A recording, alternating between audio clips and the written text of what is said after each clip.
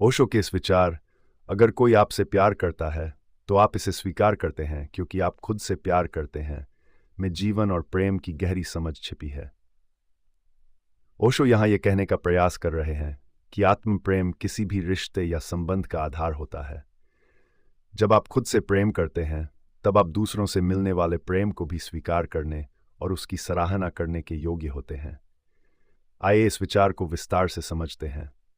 Number 1, आत्म प्रेम का महत्व। ओशो के अनुसार सच्चा प्रेम तभी संभव है जब आप सबसे पहले खुद से प्रेम करना सीखते हैं। आत्म प्रेम का मतलब यह नहीं है कि आप स्वार्थी हो जाएं या दूसरों की परवाह न करें। आत्म प्रेम का मतलब है कि आप अपने अस्तित्व को पूरी तरह से स्वीकार करते हैं, अपने शरीर, मन और आत्मा के प्रति सम्मान और कृतज्ञता महसूस करते हैं। जब आप खुद से प्रेम करते हैं तो आपके भीतर एक संतुलन और शांति होती है। यही शांति आपको दूसरों से प्रेम प्राप्त करने और देने की क्षमता प्रदान करती है। जो व्यक्ति खुद से प्रेम करता है वही दूसरों के प्रेम को सही मायने में स्वीकार कर सकता है, क्योंकि वह जानता है कि वह प्रेम के योग्य है। नंबर 2, दूसरों के प्रेम को स्वीकार करने की शक्ति। ओशो कहते हैं कि जब आप खुद से प्रेम करते हैं तब आप दूसरों से मिलने वाले प्रेम को सहज रूप से स्वीकार करते हैं। अक्सर ऐसा होता है कि लोग दूसरों के प्रेम को अस्वीकार करते हैं क्योंकि वे खुद से प्रेम नहीं करते। जब आप अपने ही प्रति नकारात्मक भावनाएं रखते हैं तो आप दूसरों के प्रेम को भी संदेह की दृष्टि से देखते हैं और उसे स्वीकार करने में कठिनाई महसूस करते हैं। यदि आप अपने आप से संतुष्ट हैं, अपने गुणों और कमजोरियों को स्वीकार करते हैं, तभी आप दूसरों के प्रेम को दिल से स्वीकार कर सकते हैं।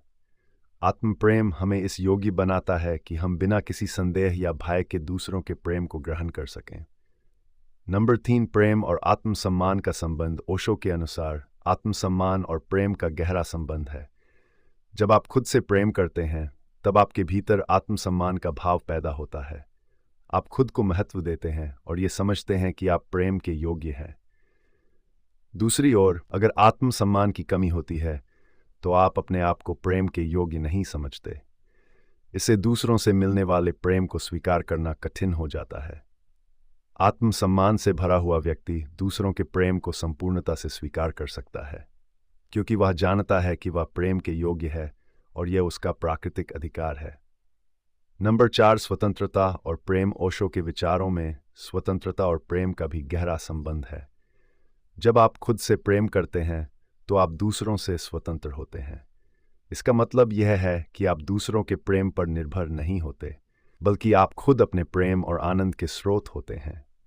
जब आप इस आंतरिक स्वतंत्रता के साथ किसी से प्रेम करते हैं या उनका प्रेम स्वीकार करते हैं तो वह प्रेम अधिक गहरा और वास्तविक होता है। आप प्रेम को बिना किसी उम्मीद या शर्त के स्वीकार करते हैं और इससे प्रेम की गुणवत्ता बेहतर होती है। ओशो के अनुसार सच्चा प्रेम वही है जो स्वतंत्रता से आता है, न कि निर्भरता से। नंबर 5, प्रेम का अनुभव भीतर से होता है। ओशो कहते हैं कि प्रेम का वास्तविक अनुभव भीतर से आता है। यदि आप अपने भीतर प्रेम का अनुभव कर सकते हैं तो आप इसे बाहर भी देख पाएंगे। जब आप अपने आप से प्रेम करते हैं तब आप दूसरों के प्रेम को भी सहज रूप से देख पाते हैं और स्वीकार कर पाते हैं। यदि आपके भीतर प्रेम का अभाव है तो चाहे कितने भी लोग आपको प्रेम करें, आप उसे महसूस नहीं कर पाएंगे। प्रेम कोई बाहरी चीज नहीं है जिसे आप दूसरों से प्राप्त करते हैं, यह आपकी आंतरिक अवस्था है। यदि आपके भीतर प्रेम है तो यह आपकी जिंदगी में भी परिलक्षित होगा और आप दूसरों के प्रेम को भी अधिक स्पष्ट रूप से समझ सकेंगे।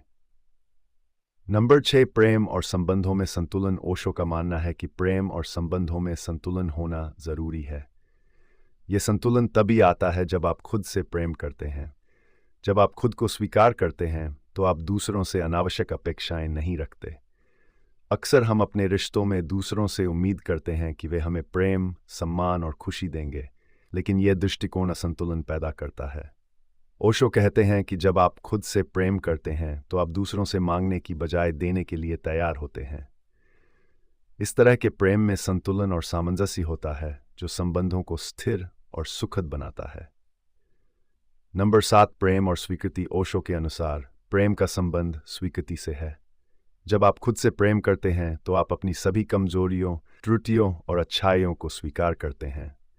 यह स्वीकृति आपको दूसरों के प्रति भी समान दृष्टिकोण रखने की क्षमता देती है। यदि आप खुद को स्वीकार करते हैं तो आप दूसरों को भी वैसे ही स्वीकार करेंगे जैसे वे हैं। प्रेम में स्वीकृति बहुत महत्वपूर्ण होती है और यह स्वीकृति आत्म प्रेम से शुरू होती है। बिना आत्म प्रेम के आप दूसरों को पूरी तरह से स्वीकार नहीं कर सकते। नंबर 8, दूसरों से प्रेम कैसे प्राप्त करें। ओशो के विचार में यदि आप दूसरों से सच्चा प्रेम प्राप्त करना चाहते हैं तो सबसे पहले आपको खुद से प्रेम करना होगा।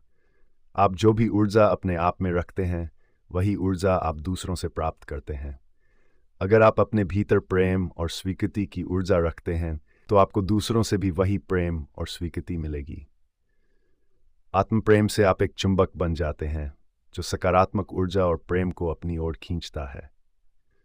इसलिए खुद से प्रेम करना ही दूसरों से प्रेम पाने का सबसे महत्वपूर्ण तरीका है। नंबर 9, स्वयं के प्रेम से आत्मज्ञान की ओर। ओशो के अनुसार आत्म प्रेम हमें आत्मज्ञान की ओर ले जाता है।